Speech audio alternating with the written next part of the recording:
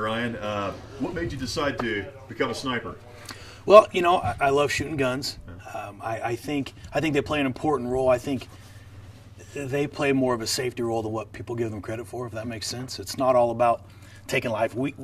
Snipers preserve life, and I know they take life in the process, but, you know, they're life preservers. They gather intelligence, and I think that's an important part. It's an important part to keep our SWAT team safe. It's an important part to keep the community safe. It's an important part to keep the military safe.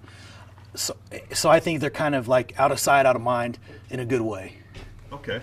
What kind of training have you had to prepare yourself for this role? Yeah, when you're selected, you go to a week school in Atterbury and you shoot. We probably shot, 500, 600, 700 rounds through our rifles.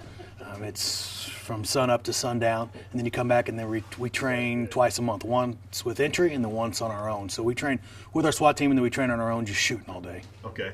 And from how far away are you supposed to be able to hit your mark? 5 miles. Wow. No, I'm kidding. Our standard distance is 100 yards. Okay.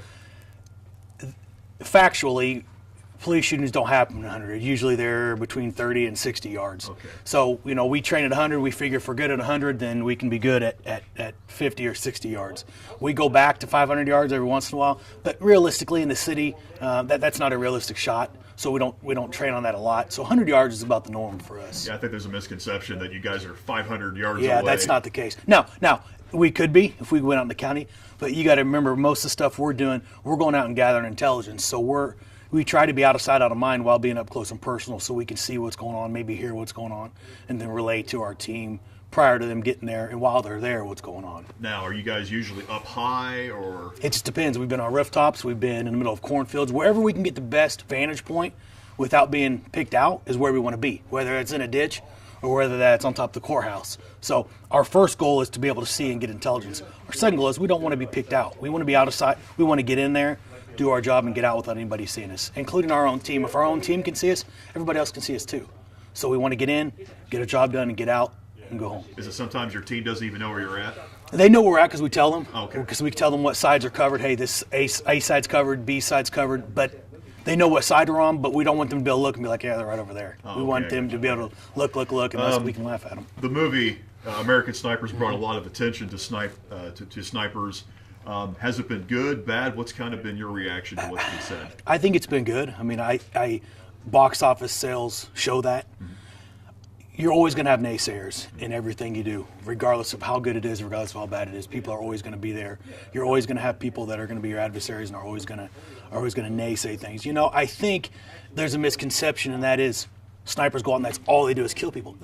From our role, that's not the case. That's 5% of it. The other 95%, like I said, we're gathering intelligence. We're trying to keep our team safe. We're trying to keep the hostage taker safe. We're trying to keep the hostage safe. We're trying to keep the community safe. So our goal and our job is to go out and probably gather more intelligence than it is to go out and take somebody's life. With that said, we're prepared to do so. We're mentally and physically prepared to do that and to fill that role. We hope we never have to, but we're prepared to do so. Yeah. Did the movie accurately portray what a sniper goes through? I think so. I've never been in the military, so I can't speak on that behalf. I've read the book, and the book is really similar to the movie. I think psychologically, I think it nailed it. I mean, you know, when you kill that many people, I think some people think, well, you just become accustomed to it. Listen, you never become accustomed to killing somebody. That's unnatural. It's not something that you want to do, regardless of how mad you are at somebody, regardless of what the situation. It's not human-like to go out and kill somebody. You know, people say we're animals, but it's not natural. So I think that messes with people, and I think that was a true depiction of how he was, and the struggles that not only him but our military goes through. Yeah, humanized snipers. I think a lot of people don't think that they're human beings to Right. some extent. It's like, Right. oh, they're just up there. Yeah, we're not robots. Nobody's a robot. It'd be real easy if we could turn it on and off. You know, go to work, turn it on, flip a switch, we do what we need to do, and then we turn it off and we're done. Some people are better than others, but nobody can do that 100%. And people that tell you that are probably not telling the truth. You know, they're playing that tough guy role, and they don't want to admit they have a pride issue, and they don't want to admit that they have problems with it, but they do. People struggle with it. And I think it's important that people need to talk about it when they do that. You know, all that stuff festers up inside, and they don't ever talk about it because they're so prideful and they're so tough, and then one day it boils over, and then a big mess is created, and the outcome is usually not good. That's why, in my mind, I think it takes a special type of guy to be a sniper. Yeah, I think, you have to be able to say, hey, look, I have to sometimes do things that the normal person wouldn't want to do to make things better, and people that can't do that or don't want to do it, that doesn't make them any less of a person. It doesn't make them any less of a man. It doesn't make them any less of a military member or of a police officer. Some people are cut out for it. Some people aren't. I don't like snakes, so I wouldn't go work on a snake farm. I'd rather cry in a corner than I would do that. But you have to mentally and physically prepare yourself. And I don't think you're ever 100% prepared for it. But you can try to prepare, and then hopefully the day never comes. But when it does, hopefully we're prepared for it. And you said there's 5 of you on the unit. How often do you guys train?